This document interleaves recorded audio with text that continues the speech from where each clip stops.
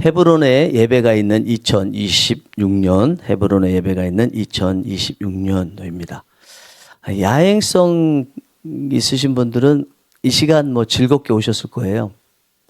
그런데 또 일찍 주무시는 분들은 어떻게 하면 이 시간까지 깨어 있을까 아주 애쓰셨던 분들도 계실 거라고 생각하고, 그 애쓰는 중에 어떤 분들은 10시에 오셨습니다.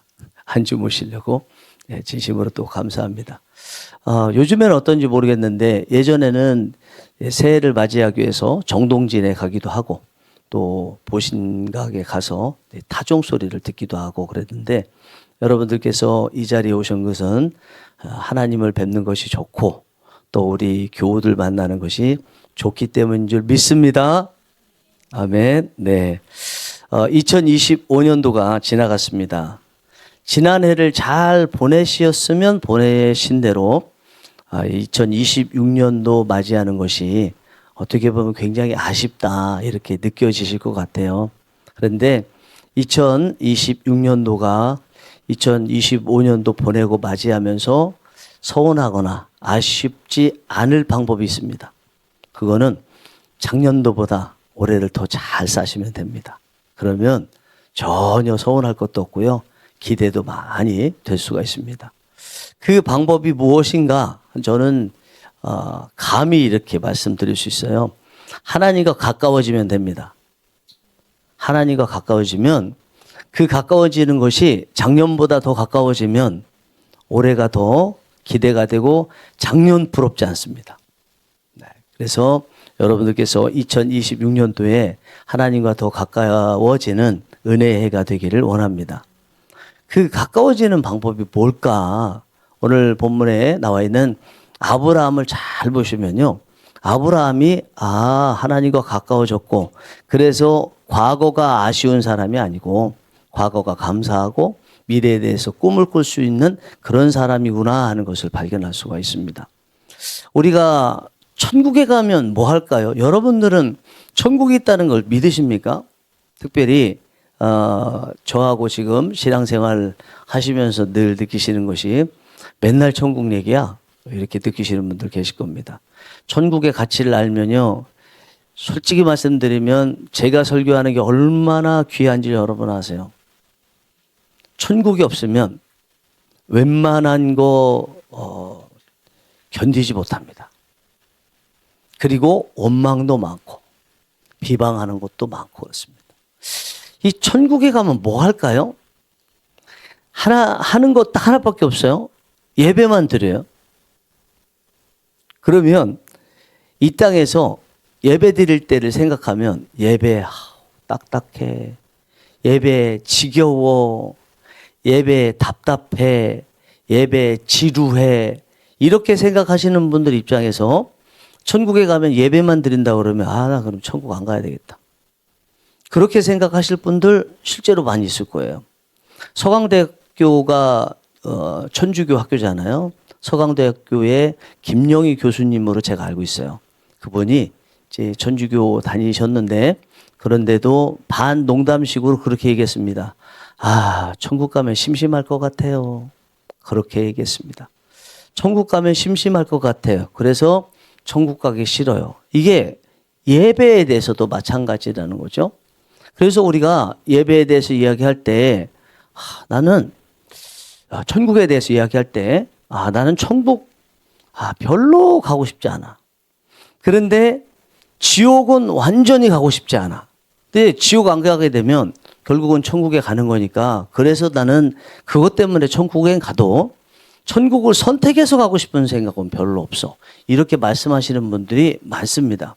저도 오래되지 않았어요. 제가 천국에 대해서 생각한 것은 지옥 때문에 그렇습니다. 지난번에 1992년 10월 28일에 다미성교회 이장림 목사에 대해서도 잠깐 말씀을 드렸지만, 이 지옥은 절대로 가면 안 되잖아요. 지옥 안 가는 거는 그냥 지옥만 안 가는 게 아니라 천국에 가는 거잖아요. 그런 입장에서 나는 그래 천국에 그래서 가고 싶다, 지옥 안 간다는 이야기니까 그렇게 생각을 했었는데, 여러분 그렇지 않습니다.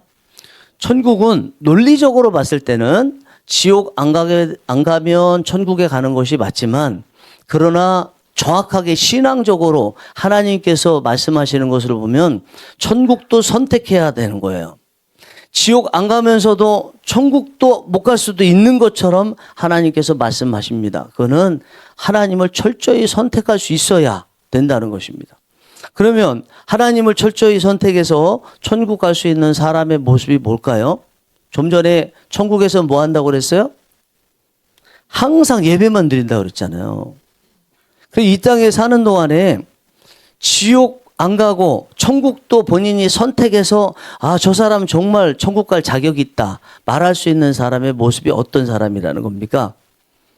천국이 예배만 드리는 걸로 보면 이 땅에서 예배 드리는 모습이 남다르다는 거죠. 마치 진짜 공간적으로 별개의 공간인 천국에서 하나님을 예배하고 계속 예배하면서도 기쁨으로 충만하게 예배 드리는 것처럼 우리가 지금 이렇게 지상에서 드리는 예배 가운데서도 하나님께 예배 드리는 것처럼 기쁨이 충만한 그런 모습이 있는 사람이 천국에 갈 수 있다는 거예요. 여러분 예배 드릴 때 눈물 나고 갑자기 하나님께서 나만을 위해서 목회자를 세워서 말씀하시는 것 같고 나를 위해서 하나님께서 천사들을 보내주셔서 나를 다 바라보시고 필요한 것을 채워주시고 하는 것이 느껴질 때가 있잖아요. 지금까지는 내가 무슨 잘못을 했어 그렇게 생각했는데 예배의 자리에 갑작스럽게 과거로부터 있었던 죄에 대해서 내 의지적인 또 기억으로서 생긴 게 아니고 뭔지 모르게 터뜨리는 것 같은 그런 거에 의해서 하나님 앞에 눈물을 흘며 회개하게 되잖아요. 그러면서 이 예배 시간이 기쁘다, 행복하다, 어쩔 수 없이 두 손 들고 할렐루야 여호와를 찬양하라고 하는 그 뜻대로 하나님을 찬양하는 이런 일들이 있잖아요. 그러면 이렇게 이 땅에서 예배 드릴 때도요, 천국처럼 느끼는 사람이라면 당연히 이 세상을 떠나서도 천국에 갈 수 있는 사람이 되는 것입니다. 그래서 성경을 기반으로 천국이 진짜 선택해서 가고 싶을 만한 천국일 이유가 우리 모두에게는 있어야 됩니다. 그것이 우리의 예배 속에서 나타날 수 있어야 됩니다. 자, 예배 드리는 거 보니까 저 사람 정말 천국에서 사는 것 같네. 이런 모습이 정말 있어야 됩니다. 천국에 하나님께 예배 드리는 사람들이 천국처럼 느끼는 이유는 뭘까요? 하나님이 좋아서 그렇거든요. 공간 때문이 아니라 하나님이 좋아서 그렇습니다. 우리가 예배 드린다고 할 때 예자가 예절 예자에 절배자예요. 그러니까 예를 다해서 엎드려서 절한다 이게 예배거든요. 예배하는 데는 두 종류가 있더라고요. 하나는 상대방이 높은 위치에 있기 때문에 의무로 예배를 드릴 수가 있어요. 또 하나는 그분이 좋아요. 때로는 그 사람이 나보다 나이가 어릴 수도 있고 연륜이 낮을 수도 있고 경륜이 낮을 수도 있어요. 그런데 그 사람이 너무 좋은 거예요. 어떻게 저 나이에 저것을 저렇게 할 수 있나 이렇게 느껴지게 되면 나이가 어리든 상관없이 그 사람 앞에서 엎드리고 싶은 마음이 드는 게 우리의 모습이잖아요. 천국이 예배 드리는 곳이라 그리고 그것이 기쁨으로 드리는 것이라는 것은 하나님이 너무 좋은 거예요. 천국 가면 강제로 의무로 하는 게 아니고 그곳에 갔을 때 하나님께서 주셨던 그 은혜들이 다 생각나고 하나님이 좋아서 그 앞에서 예배 드리는 것이 매일 예배 드리는데도 행복하는 거예요. 우리 10명의 문둥병자 이야기 여러분 다 아실 거라고 생각합니다. 모르시면 몇 번씩 들으시다 보면요, 이게 쌓여요. 성경은 희한한 게 앞에 내용이 또 나오고 또 나온 거 또 나오고 그래서 앞에 몰라도 또 나와요. 창세기 나온 게 요한계시록까지 계속 나오기 때문에 앞에 거 제대로 모른다고 해서 다시 돌아가서 거기서부터 시작하고 그럴 필요 없습니다. 그냥 계속 읽어 나가다 보면 나중에 어느 정도 알게 됩니다. 이 10명의 문둥병자 이야기가 나오는데 10명의 문둥병자가 예수님의 말씀에 따라서 제사장에게 가다가 문둥병이 다 나았어요. 그런데 그 중에서 9명은 자기들이 가고 싶은 대로 갔고 한 사람만 예수님께 와서 엎드려서 절해요. 예배 드리는 것 같은 그런 모습이죠. 그게 이제 사람이니까 예배라고 생각하지 않을 수 있지만 우리는 예수님이 하나님이시라는 걸 알기 때문에 이 사람이 하나님께 예배드렸다라고 말할 수 있잖아요. 왜 똑같이 10명이 예수님의 말씀에 따라서 병이 낫는데 9명은 자기 집으로 돌아가고 한 사람은 예수님께 와서 엎드렸을까요? 예수님이 좋은 거예요. 병이 나은 것도 귀하지만 그 병 나을 수 있도록 말씀하셨던 예수님, 표정 지으셨던 예수님, 마음을 만져주셨던 그 예수님이 너무너무 좋은 거예요. 저는 성경에서요, 예수님에 대해서 좋다고 느껴지는 것 중에 하나가 뭐냐면 문둥병자가 있는데 문둥병자를 만지게 되면 문둥병자가 부정한 사람이기 때문에 만지는 사람도 부정해지거든요. 그래서 사람들은 문둥병자하고 같이 안 가요. 특히 이스라엘은 율법으로 문둥병자를 만지지 못하도록 되어 있어요. 자, 예수님 앞에 문둥병자가 왔습니다. 예수님께서 그 문둥병자를 대하시는데 멀리 떨어져서 세상을 말씀으로 창조하시는 것처럼 문둥병 떠나가라 이러셔도 됐거든요. 그런데 문둥병자에게 손을 대고 말씀하세요. 손을 대고. 여러분, 문둥병자 입장에서 예수님께서 자신의 몸에 손을 대실 때 무슨 마음이었을 것 같아요? 지금까지는 가까이 사람 앞에 올 수도 없고 가고 싶어서 가면 사람들 돈 던져서 갈 수 없었던 그런 사람들만 봤는데 예수님은 말씀으로도 다 고치실 수 있는데 직접 이렇게 손을 대시며 말씀하시되 그때 문둥병자의 마음이 어땠을까요? 나 병 안 나와도 좋아. 나를 이렇게 인간 대접해 주시는 분 처음이야. 여러분, 이분이 우리 하나님이에요. 10명의 그 문둥병자 이야기 중에서 10명이 다 나았지만 한 명만 예수님께 돌아와서 엎드려 절하게 된 것은 그만큼 이 문둥병자 입장에서 예수님이 좋은 거예요. 좋으니까 그 앞에서 무릎을 꿇은 것입니다. 어쩌면 그 사람보다 예수님이 더 나이가 어릴지도 몰라요. 예수님은요, 목수였어요, 목수. 그런데도 그 앞에 엎드린 거는 예수님이 너무 좋은 거예요. 이게 예배예요, 여러분. 다른 사람들은 예수님이 계셔도 말씀 좀 들어도 그래 놀랍다 좋다 이렇게 했는데 어느 날 예수님께서 어떤 여인의 집에 가셨습니다. 그런데 그 여인이 결혼하기 위해서 한 3천만 원 정도 되는 향이 나는 유향, 기름을 옥합 속에서 넣어놨어요. 근데 이스라엘에서는 이제 결혼할 때까지 이거를 깨지 않기 위해서 옥합을 우리 주사 놓는 거 있죠, 이거 뭐라고 그러지 이거? 앰플이죠, 앰플. 예, 앰플 같은 데에 넣어요. 그러니까 이건 한번 써버리면 다시 쓸 수 없기 때문에 목을 자르지 않아요, 결혼을 할 때까지. 그런데 결혼하기 위해서 그 옥합에 넣어놨던 약 3천만 원어치의 향유를 예수님의 머리에 부어요. 그리고 예수님 발치에 엎드려서 자기의 긴 머리카락으로 예수님의 발을 막 씻어요. 예수님께서 그 모습을 보시고 제자들에게 특히 베드로에게 말씀하셨습니다. 얘들아, 너희들은 내가 너희에게 갔을 때 발 씻을 물도 안 줬는데 이 여인은 가진 것 전부를 줬다. 왜 그런 줄 아니? 이 여인은 나를 사랑함이 많은 거로 그래요. 사랑함이 많은 거로. 이 여인은요, 그렇게 3년 반 동안 예수님을 쫓아다니면서 온갖 특혜를 얻었고 수혜를 얻었던 제자들도 하지 못했고 못 봤던 모습을 이 여인은 봤던 거예요. 그래서 자기 결혼 자금으로 평생을 모았던 그것까지도 다 깨뜨리고 예수님 머리에 부었어요. 예수님의 가치를 알아보니까 예수님 앞에 엎드려 경배하더라는 것입니다. 여러분, 그렇다면 예배 드리는 것이 지금 10명의 문둥병자 중에서 한 명의 문둥병자와 그리고 옥합을 깨뜨린 이 여인의 마음을 보고 생각해 보면 예배 드리는 게 그렇게 부담스럽고 싫고 의무적이고 그런 게 아니겠죠. 우리의 예배가 저는 이랬으면 좋겠다 생각이 듭니다. 아까 말씀드린 대로 이 땅에서도 우리는 천국을 경험할 수 있습니다. 그 천국을 뭘로 경험할 것인가? 천국과 우리 이 땅과 겹치는 게 딱 하나밖에 없어요. 뭐라고요? 천국에서는 예배만 드린다고 그랬잖아요. 그러면 이 땅에서도 천국이라는 공간으로 따로 돼 있는 그곳에 가서 느끼는 그 기쁨, 감사, 행복, 눈물, 환희, 이것을 이 땅에서 누릴 수 있고 느낄 수 있는 방법이 뭐라고요? 예배 드리는 거예요. 예배 속에서 하나님이 좋아야 돼요. 하나님을 만날 수 있어야 돼요.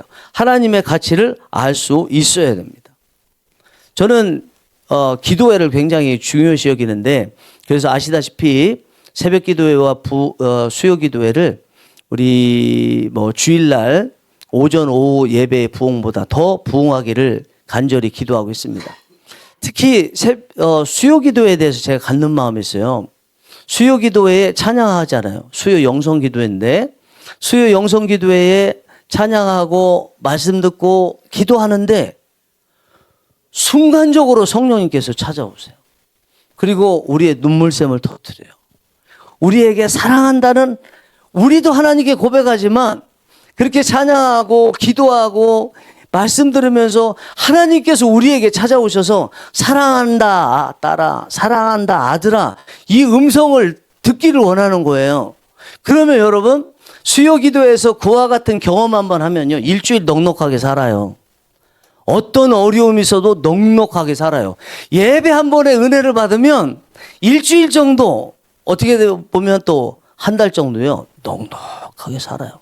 마치 우리가 예수님을 진짜 처음 만날 때 첫사랑이라고 그러잖아요. 그 첫사랑을 처음 경험하면 몇 달이 아니라 1년 정도는 넉넉하게 가는 것처럼 수요 기도회 같은 곳에 찬양하고 기도하면서 예수님 한번 제대로 만나고 하나님 한번 제대로 만나면요, 어떤 바람이 오고 비가 내리고 눈이 온다 할지라도 그거 이겨낼 수 있는, 속에서부터 뭔가 끌어오는 힘으로 그런 어려움을 이겨낼 수 있는 모습이 우리에게 나타나는 것입니다. 그래서 우리 목회자들은 성도님들을 이렇게 봐야 되잖아요. 성도님들이 어떤 상태인지 알아야 되잖아요. 평가 이전에 우리 성도님들이 어떤 상태인지 알아야 그에 따라서 맞춰서 말씀도 전하고 맞춰서 상담도 하고 맞춰서 또 말씀도 가르치고 이렇게 할 거 아닙니까? 그 성도님들의 상태를 보는 것 중에 첫 번째 시금석이 예배 드리는 모습이에요. 이 시간 예배 드리는 모습도 그렇고요. 일주일 예배가 10번의 예배가 있는데 그 10번의 예배 중에 몇 번 정도 오느냐. 근데 그 몇 번 정도 오느냐가 늘 했던 몇 번 정도가 아니라 변화가 어떻게 일어나고 있느냐라는 거예요. 10번의 예배를 일주일 매일 드렸던 분인데 어느 날부터 한 번씩 줄어들어요? 본인은 말할 때 이런 이유 때문에 그렇습니다. 이런 이유 때문에 그렇습니다. 하지만 우리 목회자들 입장에서, 특히 나름대로 목회를 조금 해본 입장에서 저분이 지금 은혜가 떨어지고 있구나, 그걸 느끼는 거죠. 그리고 횟수는 똑같이 오는데 예배에 오는 게 미리 와서 예전에는 30분 정도 준비하고 기도하고 또 주보 보면서 주보에 따라서 기도하고 준비했는데 이제 오는 시간이 예배 시간 거의 맞춰서 오고, 예전에는 예배 끝나고도 말씀 부여잡고 하나님 앞에 기도하고 늦게 갔는데 이제는 말씀 예배 끝나자마자 바로 가는 그런 모습을 보면서 저분은 은혜가 떨어졌구나. 근데 거꾸로 된 사람도 있어요. 예전에 예배 한 두세 번 드렸거든요. 근데 예배 숫자가 많아지네. 한 번 예배 드리면 오래 있네. 그리고 예배 끝나고 또 기도하고 가네. 이런 모습을 보면서 저분이 어쨌든 이유는 잘 모르겠지만 지금 하나님의 은혜를 받고 있구나, 이런 것을 알게 돼요. 여러분, 진짜 은혜 받은 사람은요, 예배에 많이 와요. 자주 와요. 그리고 예배를 위해서 준비하는 모습이 있습니다. 오늘 아브라함을 한번 보세요. 아브라함이 오늘 말씀에 헤브론에 당도했습니다. 당도해서 한 게 뭐라고요? 제사를 드렸어요. 한마디로 이야기하면 하나님 앞에 예배를 드렸어요. 아브라함이 예배를 드렸다, 이 단어 표현밖에 없는데 이것을 이제 성경을 전체 아는 입장에서 앞뒤 문맥을 따라서 보자면 아브라함이 어떤 마음으로 예배 드렸을까 하는 것을 충분히 가늠할 수가 있습니다. 아브라함이 창세기 오늘 본문에 나와 있는 18절인데 그 앞에 보면 조카 롯하고 있다가 롯은 소돔과 고모라로 갔죠. 혼자 덩그러니 남겨져 있는 상태였습니다. 하나님께서 찾아오셔서 말씀하십니다. 너 있는 곳에서 동서남북을 바라보라. 내가 그 땅을 네게 주리라. 그리고 종과 횡으로 두루 다녀보라. 그 땅을 네게 주리라. 이렇게 말씀하셨어요. 이제는 아브라함이 하나님의 말씀에 따라서 할 일은 딱 하나예요. 종과 횡으로 두루 다녀보라. 종이면은 수직이죠. 횡이면은 이제 좌우죠. 그러니까 하나님 말씀하시는 것은 네가 다 다녀보고 선택한 그것을 네게 주겠다 이 말씀이거든요. 아브라함이 하나님의 말씀에 따라서 다녀봤어요. 그러다가 머무르게 된 것이 갈렙이 나중에 정복한 헤브론에 갔어요. 헤브론에 가서 제일 먼저 한 게 오늘 말씀 보니까 하나님 앞에 제사를 드렸어요. 예배를 드렸어요. 그럼 제가 느끼기에 아브라함이 하나님께 제사를 드리고 예배를 드렸던 이유는 어떻게 느껴지냐면 하나님께서 약속하신 대로 내가 다녀보서 그리고 당도에서 안착한 이곳을 보니까 역시 하나님께서 예비해 놓으신 곳이 맞구나. 하나님은 신실하신 말씀하시면 지키시는 좋으신 분이시구나. 미쁘신 분이구나. 이것을 느끼면서 감사의 마음으로 예배 드렸을 것 같아요. 그 다음부터요. 하나님에 대해서 믿음이 생겼기 때문에 아들을 준다는 말씀, 하늘의 별과 같이 바다의 모래와 같이 많이 자식을 준다는 하나님의 그 말씀을 상기하면서 그것이 믿어졌겠죠. 그러면서 앞으로 하나님이 약속하신 대로 자식들 많이 주시겠지. 그러면 자식들과 많이 함께 예배드려야지. 이런 마음도 가졌겠죠. 그리고 꿈도 생겼겠죠. 나 혼자 예배드렸지만 아내 사라와 예배드리고 있지만 앞으로는 많은 내 자녀들과 예배드릴 거야 하는 꿈도 생겼겠죠. 그 좋으신 하나님 앞에 예배드릴 때 철저히 준비하고 할 수 있으면 미리 와서 준비하는 이런 예배의 모습으로 살아야지 이런 생각도 했을 것 같아요. 여러분 그러면 지금 보니까 예배 안에 뭐가 들어가 있어요? 감사가 들어가 있죠. 꿈이 들어있죠. 비전이 들어있죠. 행복이 들어있죠. 준비가 들어있죠. 그리고 예배 안에 뭐가 들어있냐면 한마디로 이야기하면 모든 것이 다 들어있다는 거예요. 그래서 우리 기독교에서 계속 내려오는 말이 있어요. 예배 성공이 인생 성공이다. 따라하겠습니다. 예배 성공이 인생 성공이다. 그럴 것 같죠? 말을 들어보니까 예배 안에서 행복하고 예배 안에서 어려움들 다 극복하고 예배 안에서 하나님 만나고 예배 안에서 갈 길을 알지 못하는데 하나님께서 주신 말씀에 따라서 갈 길이 환히 비춰진 것처럼 느껴지면서 밖으로 나가고 소망 생기고 그런다면 당연히 예배 성공이 인생 성공인 거예요. 여러분들이 우리 2026년도 맞으면서 성령이 일하시는 교회를 통해서 꼭 예배에 성공하시게 되는 은혜가 있기를 간절히 원합니다. 그래서 진짜 다른 거 다 필요 없어요. 진짜예요. 필요 없어요. 안 하셔도 돼요. 진짜 안 하셔도 돼요. 그거는 하나님께서 저절로 하게 만드시기 때문에 안 하셔도 돼요. 교회 올 때 담배 피고 교회 올 때 각자마다 다 다양한 모습으로 오죠. 왜 안 돼요? 왜 안 돼? 되지. 아이들 뛰놀죠. 시끄럽죠. 왜 안 돼요? 되지. 애들이 모습이 그런데 그게 애들인데 왜 안 돼요? 뭘 해도요. 교회는요. 그런 사람들이 오는 곳이에요. 그런 사람들이 와서 교회에 있으면서 점점점 신앙이 생기게 되면 그것을 끊게 되는 것입니다. 이 말씀하고 오늘 마치도록 하겠습니다. 제가 이전 교회에서 한번 대신방 기간 동안에 대신방을 갔습니다. 미리 말씀을 드리고 갔는데 그분이 좀 다리가 불편하신 분이에요. 2층이었는데 가보니까 안 계세요. 이분이 평소에 좀 약주 좀 드시는 분이거든요. 안 계세요. 그래서 계속 전화하는데 전화벨 소리가 안에는 들려요. 그래서 구역장님이 문을 살게 열어보니까 문이 열려요. 들어가 보니까 핸드폰도 있고 있어요. 근데 안 계셔요.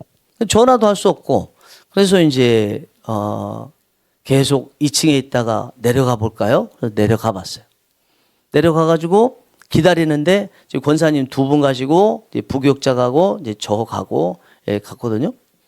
권사님들은 들어가서 방을 치우시더라고요. 약간 이제 몸이 불편하셔서 방 못 치우시니까 치웠어요. 내려가서 한참 한 30분 정도 지났나? 택시 타고 내리시는데 술을 한잔 하셨어요.